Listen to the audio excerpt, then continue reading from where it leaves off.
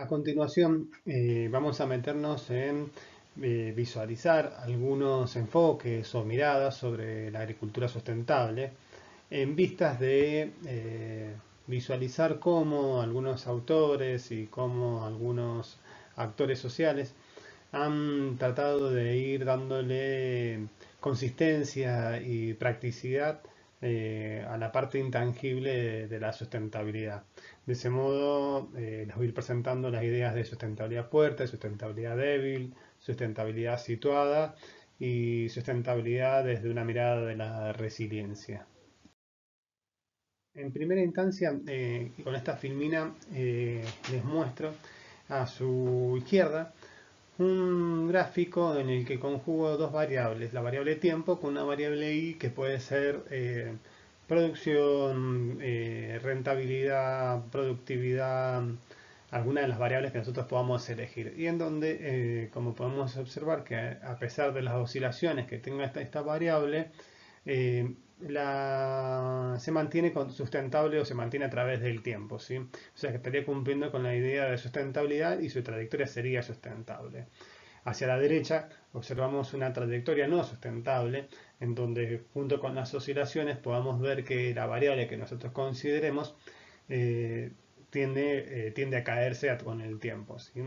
En sintonía con la unidad temática de ecosistemas que nosotros vimos, y con lo que venimos charlando acerca de las dimensiones a considerar para hablar de sustentabilidad, podemos decir que los agroecosistemas conjugan una serie de capitales. Un capital natural ligado a los recursos naturales, un capital social ligado a los actores propiamente involucrados, un capital manufacturado, en donde están todos aquellos aspectos tecnológicos y estructurales de un agroecosistema, y un capital económico que es con el que se vuelca como unidad de cambio y se relaciona con las demás estructuras de la economía. Estos capitales uno los tiene que poner en juego y ver cómo resultan dentro de una trayectoria sustentable. Veamos lo siguiente. Como les decía, estos capitales se ponen en relación unos con otros para lograr el objetivo de, por ejemplo, mantener o aumentar la producción. Entonces, si este objetivo de mantener o aumentar la producción lo hacemos o lo alcanzamos a partir de una sustitución del capital natural o capital social por un capital manufacturado, ¿sí?, estaríamos hablando más bien de una connotación de sustentabilidad débil. Es decir, nosotros mantenemos la producción a través del tiempo, pero estamos agotando ciertos capitales que los estamos reemplazando por un capital manufacturado. Esta concepción, esta idea de sustentabilidad débil, encuentra sintonía con un abordaje de la economía ambiental que a su vez es opuesta o más bien es crítica de la economía clásica, ¿sí?, en donde se concibe que el ambiente, los ecosistemas poseen recursos y que estos recursos pueden tener un cierto valor que al ser volcados sobre los mercados, estos adquieren un valor y pueden ser intercambiables unos con otros.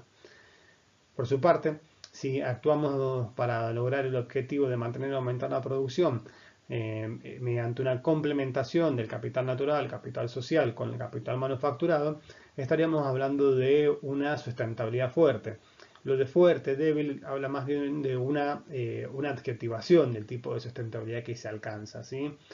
Entonces esta sustentabilidad fuerte estaría más bien asociada a un enfoque de la economía ecológica, en el sentido de que este abordaje de la economía ecológica plantea más bien revertir o pensarlo en forma inversa, como venimos pensando constantemente la economía, y decir, bueno, los procesos productivos se tienen que subordinar a los procesos biofísicos.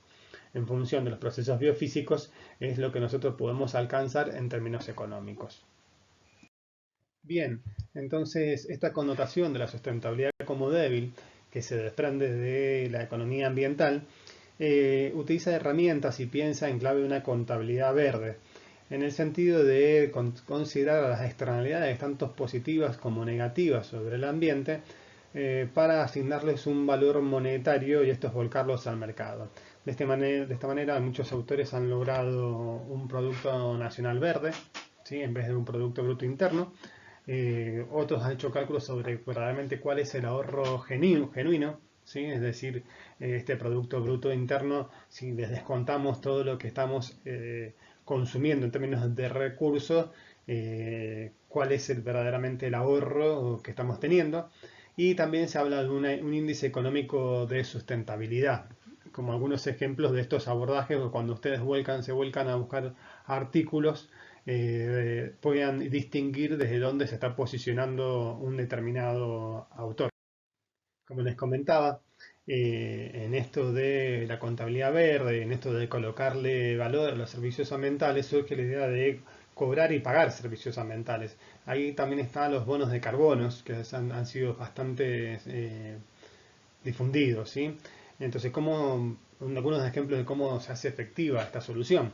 Por una parte es hacer una intervención en el mercado, ¿sí? Entonces, mediante instituciones, tanto internacionales, regionales o locales, establecer regulaciones o estándares ambientales respecto a la calidad del agua, a las emisiones de gases de efecto invernadero, tanto en los aspectos positivos como en los aspectos negativos, ¿sí?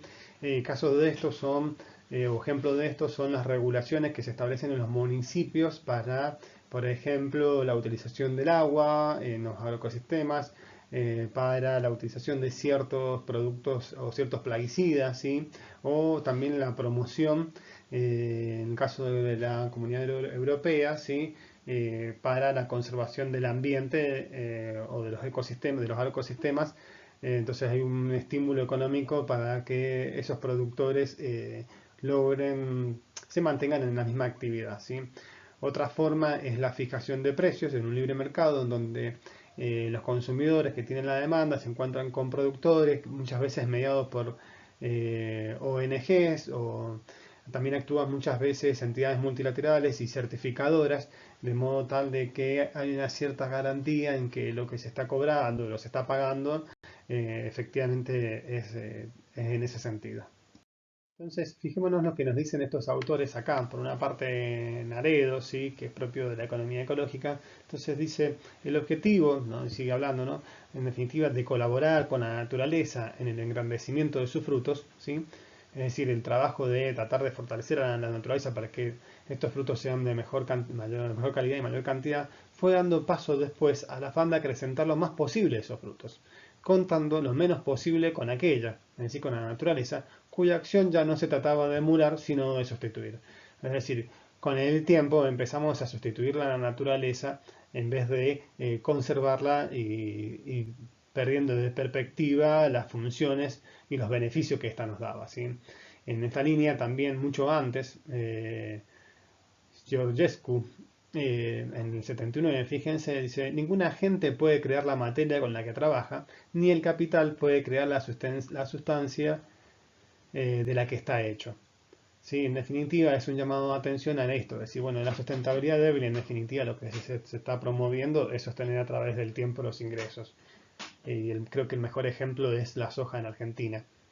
Pero está en discusión a costa de qué.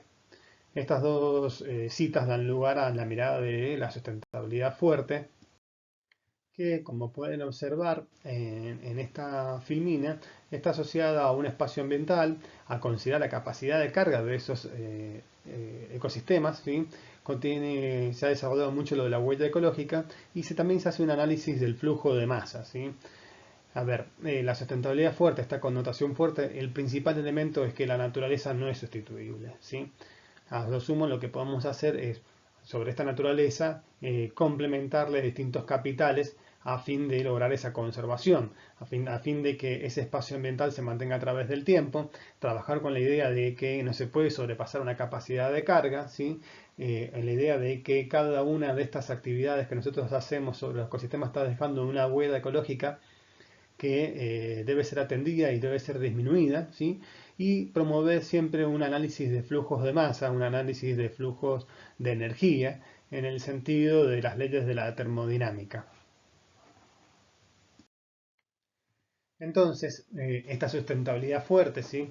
Que está contemplada dentro de lo que es la economía ecológica, y si bien nosotros no nos compete desarrollarla completamente a esta mirada de la economía ecológica, ya que estamos en una asignatura de que se denomina ecología, les puedo anticipar de qué trata esta economía ecológica, ya que luego en la agroecología, con las unidades temáticas de agroecología y evaluación de ecosistemas, los volveremos a retomar. La economía ecológica viene a aportar una visión compleja, sistémica y transdisciplinaria que busca trascender el paradigma o la concepción económica actual, ¿sí? También, por tanto, va a aportar instrumentos de tipo económicos, de tipos asociados a conceptos ecológicos y políticos para una administración sustentable, equilibrada, equitativa de los recursos de los sistemas de producción. La economía ecológica viene a ser como una disciplina de la gestión de la sustentabilidad, cuyo enfoque está puesto en las interrelaciones dinámicas siempre que se producen entre el sistema económico y el conjunto social del sistema físico y social. Bien, en esto de las miradas sobre la agricultura sustentable, recién estuvimos charlando sobre agricultura, sobre sustentabilidad fuerte y sustentabilidad débil, estas dos connotaciones asociadas a dos disciplinas económicas, ¿sí? Ahora me parece interesante avanzar sobre la idea de sustentabilidad situada, en el sentido de preguntarnos si efectivamente esta sustentabilidad puede ser mirada o observada como algo homogéneo y global y como algo que puede aplicarse sin distinciones en cualquier espacio y en cualquier tiempo. Entonces, fijémonos en primera instancia en lo siguiente, ¿sí? Vamos a decir, dado que las situaciones productivas y las condiciones contextuales no se mantienen inalterables, es decir, son cambiantes, que los criterios que vamos a utilizar en un futuro para poder observar o evaluar la sustentabilidad de los agroecosistemas aún son desconocidos y que lo que para un determinado agroecosistema constituye hoy un manejo sustentable puede, ¿no?, por tanto, no serlo en el futuro porque pueden aparecer otros conocimientos que reviertan estas miradas. Resulta cauteloso pensar y postular que una práctica o manejo no puede permanecer para siempre como sustentable, más allá de que nosotros hemos dicho, bueno, estas prácticas tienen apariencia de sustentabilidad. Por lo tanto, lo primero que tenemos que pensar a la sustentabilidad es situarla en términos temporales. En segunda instancia, también debemos considerar que lo que es sustentable o que contribuye a la sustentabilidad para una cierta región, sistema productivo o que también tipo social agrario, puede no serlo para otro.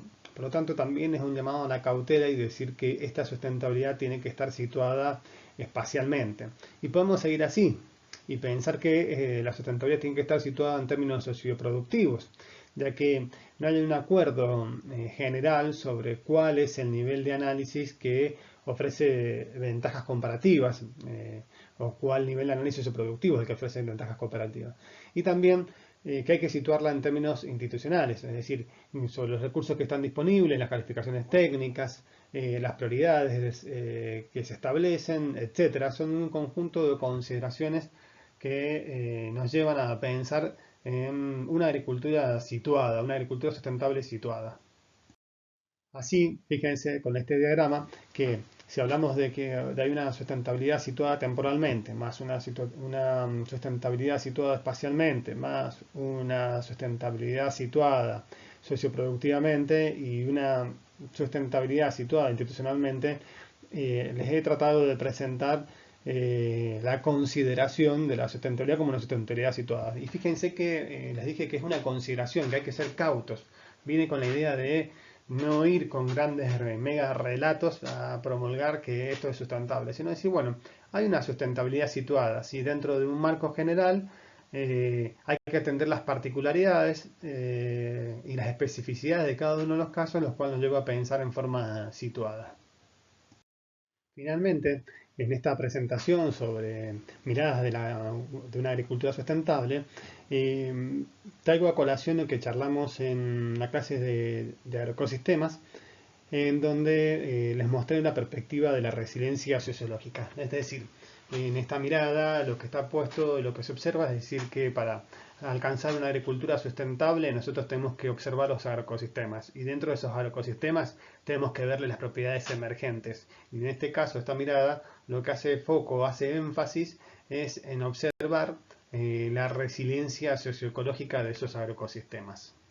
Como les decía, en la clase de agroecosistemas, nosotros habíamos dicho que estos agroecosistemas son un tipo de sistema socioecológico que está enfocado en la producción agrícola al que le podemos estudiar su estado, resiliencia, sustentabilidad, equidad, diversidad, o sea, propiedades emergentes, y también podemos ver los impactos, desajustes, disturbios, desbalances y sus cambios, en clave de qué, de cómo van respondiendo a la adaptación y a la autoorganización, ¿sí? Fíjense que digo que es un tipo de sistema socioecológico, porque los agroecosistemas justamente son un tipo. Los sistemas urbanos también son sistemas socioecológicos, ¿sí? Y les traigo a colación, y como ayuda de memoria, lo que es un sistema socioecológico. En este caso me guío por un autor que se llama Sala Zapata y otros autores más, que en el 2011 definieron como un sistema complejo y adaptativo, que hace referencia a los procesos de acoplamiento e interacción entre los sistemas sociales y sin los sistemas ecológicos en un tiempo y en un espacio determinado.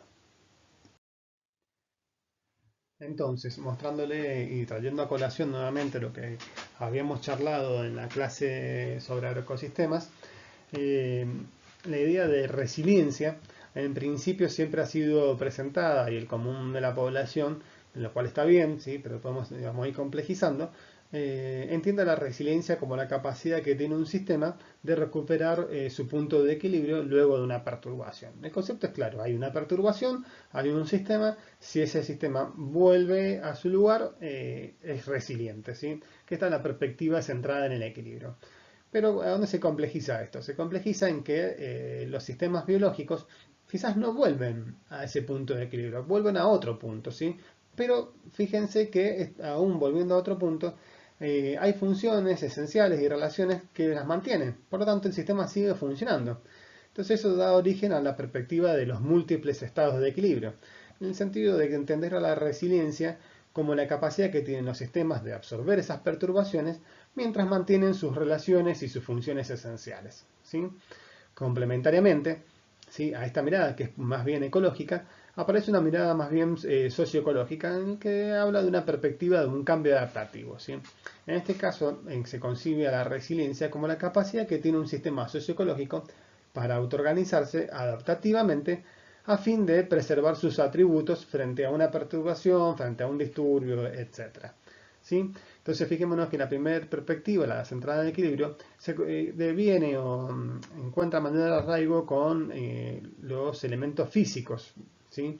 En donde puede haber un punto, ¿sí? Los materiales. En cambio, la perspectiva de los múltiples estados de equilibrio encuentra más origen o más vinculado a la ecología, en donde se habla de equilibrios dinámicos o múltiples puntos de equilibrio, pero que siguen manteniendo las funciones ecosistémicas esenciales, ¿sí?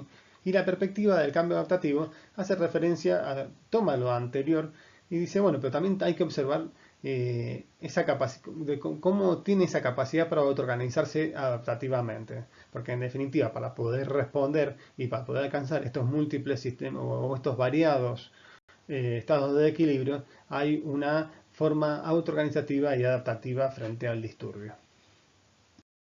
Entonces, al asumir la idea de pensar a la sustentabilidad desde una mirada de la resiliencia socioecológica de los agroecosistemas, es decir, como objeto de estudio de la agricultura sustentable, inevitablemente vamos a tener que considerar para dicho objeto el carácter transdisciplinar y que va a estar constituido por al menos dos componentes, ¿sí? Un componente adaptativo, ¿sí? Y otro componente que está relacionado, ¿sí? Con las interacciones socioecológicas, las cuales están sujetas a procesos tanto de reajuste y organización que implica la integración disciplinar de núcleos propios de conocimiento denominados transdisciplinas, ¿sí? Esto se lo muestro en la figura que sigue, a ver si logramos explicarlo un poco mejor. Bien, entonces fijémonos en este diagrama, ¿no? A su izquierda vemos que, ¿cuál es la concepción? Que el objeto de estudio es la resiliencia socioecológica de los agroecosistemas, es decir, observar los agroecosistemas y observar la categoría de resiliencia socioecológica. Para observar la resiliencia socioecológica, la propuesta es observar un componente comportamental y un componente que se denomina componente material, ¿sí? Dentro del componente comportamental es ir a observar la capacidad adaptativa, es decir, la capacidad para autoorganizarse y hacer frente a los fenómenos de cambio y perturbación que vayan surgiendo, ¿sí? Relacionado con este va el componente material, en donde lo que vamos a observar son las interacciones socioecológicas, ¿sí? Y fíjense que esto no es azaroso. He iniciado esta clase contándoles sobre las dimensiones y sobre las relaciones que surgen entre estas dimensiones. Es decir, estoy hablando de interacciones, ¿sí? Y también estamos en una asignatura donde lo que hacemos es observar cómo interaccionan los organismos, ¿sí? Y cómo estas interacciones van teniendo distintas consecuencias y cómo estas interacciones se pueden ir manejando, ¿sí? En este sentido, y de lo que venimos charlando para esta mirada de la agricultura sustentable, observamos que al mirar las interacciones entre las actividades económicas y los ecosistemas naturales, vamos a estar hablando de una disciplina híbrida o transdisciplina que es la economía ecológica, que es lo que les mencioné antes de esta mirada. Si observamos las interacciones entre los sistemas de creencias, tradiciones, éticas y espirituales y el manejo de la gestión del ambiente, vamos a estar hablando de la ética ambiental. Si ponemos el foco en las interacciones entre las divisiones y relaciones de poder y el uso y distribución de los recursos naturales y sus servicios, la mirada va a ser la de la ecología política, ¿sí? Si las interacciones que estamos observando están abocadas al hábitat, al territorio y a rasgos, cambios y decisiones culturales de los grupos humanos, estaríamos hablando de una ecología cultural o una antropología ecológica, ¿sí? Si en cambio miramos a las interacciones, de las interacciones en un sistemas industriales, ecosistemas naturales a través de los flujos de materiales, estaríamos hablando de una ecología industrial y finalmente aparece, no porque sea último, sino que, por cómo está armado el diagrama, si hablamos de los sistemas agrícolas y el ambiente y sociedad, estaríamos hablando un poco más de la agroecología. Insisto en la idea de estas disciplinas híbridas como forma de explicar fenómenos que tienen una mayor complejidad por producto de las interacciones que se dan entre sociedad y naturaleza. Entonces, sin meternos en cada una de estas disciplinas híbridas, ¿sí? Que como yo les comenté anteriormente, las vamos a ir mencionando a lo largo de la asignatura, nos podemos sí meter en observar la capacidad adaptativa, en el componente adaptativo de los agroecosistemas en clave de resiliencia, ¿sí? Entonces nosotros podemos pensar que ese agroecosistema frente a una perturbación va a tener una cierta respuesta. Una perturbación o un disturbio. En este caso estos autores hablan en forma indistinta, pero consideren que en términos ecológicos hay diferencias, ¿sí? Una perturbación involucra en términos ecológicos un agregado de materiales dentro de un ecosistema. En cambio, un agregado o una extracción de recursos, ¿sí? En cambio, un disturbio involucra una remoción de materiales.